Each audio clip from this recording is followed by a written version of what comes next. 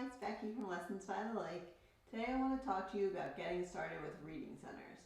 So if you're subscribed to my channel, I've been doing a series of videos doing an overview of my reading centers, how to plan your schedule and plan the expectations, and now I want to talk about how to actually get started with teaching those expectations and beginning of the year, getting centers rolling. So I think the two keys to success with reading centers is slow and structured teaching of the routine at the beginning. That foundation you set those first couple weeks to really make sure students understand what's expected of them, they know their routines, they are able to do it on their own, and to really foster that independence. That's what's going to make your reading centers run magically all year long. Okay, so how do we get started with that? I use a technique called interactive modeling. It's a responsive classroom strategy. So it really dives into what students need to do, what it looks like, feels like, sounds like. You're modeling the action. So starting with you, maybe sitting in a desk, walking to get your materials for a center, coming back, modeling, starting that center. Then students discuss what they notice. They notice how you walked without talking. They notice which materials you got out of which section, how you carried them when you walked back to your seat, what it looked like while you were working. And then they get a chance to model it themselves. You also can do what the wrong way to do these actions are. That's up to you and depends on the personality of your class if you think that that's appropriate.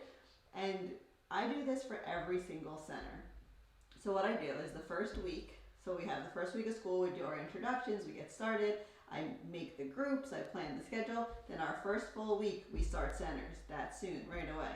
So I have 5 centers, so each of the 5 days of the week, one day is for each center. So we start our reading time with modeling the center, talking about the expectations of what it should look like, where the materials are, and then students all do the activity for that center. So if our center that day is our sight word center, where we're using crayons and markers and scissors and glue, and we're doing different ways of interacting with our sight word, then everyone in the class is going to do that. So they all practice going to get their materials, going to where they need to sit, and getting started. And we practice how while we're working on this station in particular, we don't talk. We just sit there quietly. We also use this time to talk about quality of work expectations. So for each center of the day, we talk about what it should look like, how you should put your name on it, what kind of coloring expectations, if you should have complete sentences, how much writing you should do.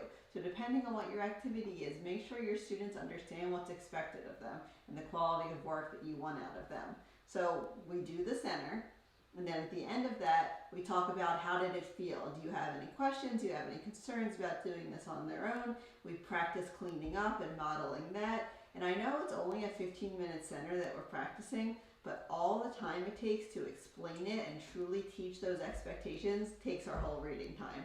So we do that for 5 days in a row. So students have experienced one day of each center that whole first week.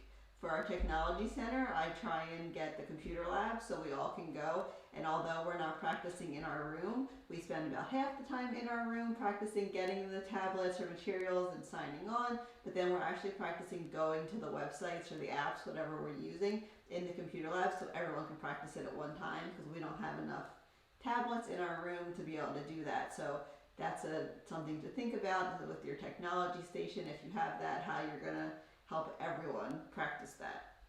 So we have a lot of discussions that week.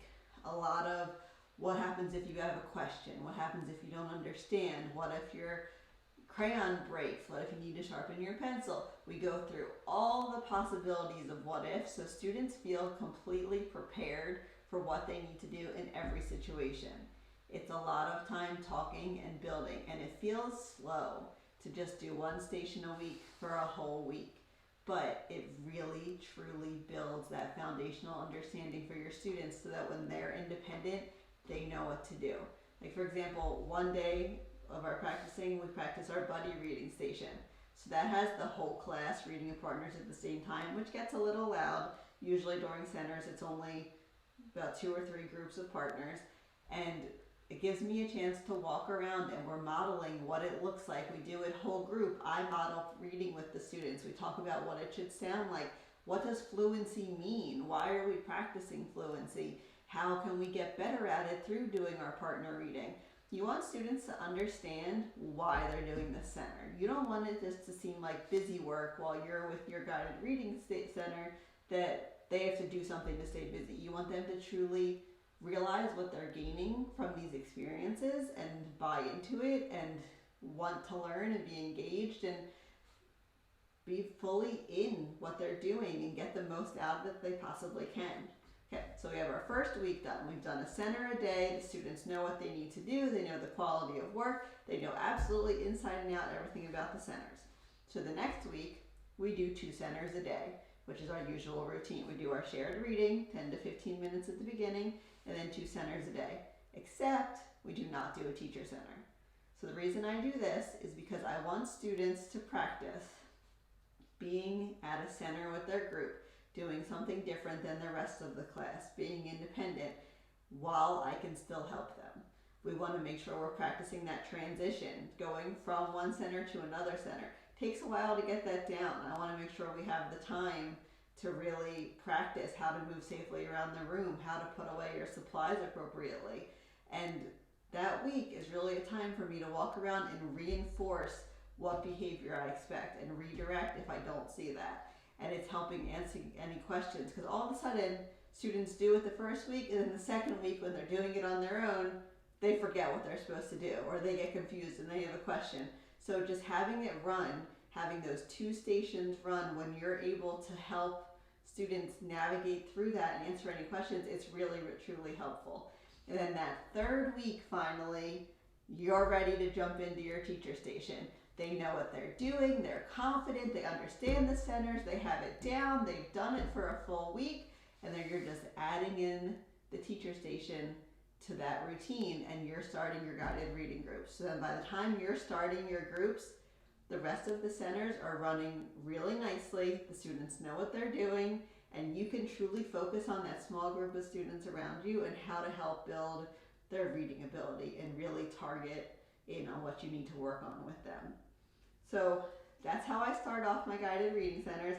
If you need help planning your schedule or what expectations exactly you need to teach, I have some freebies that I can link below, and I'll link to the blog post where I talk a little bit more about this as well. But I have plenty of resources to help you get started. Please reach out to me if you have any questions. Check out the links below and subscribe to my channel, because I'm going to be doing lots of upcoming videos about reading centers, and I want to make sure you get all the help you need to make sure that you are fully prepared to make this the best year ever for your students with your reading centers. So let me know if I can answer any questions, and thank you for stopping by.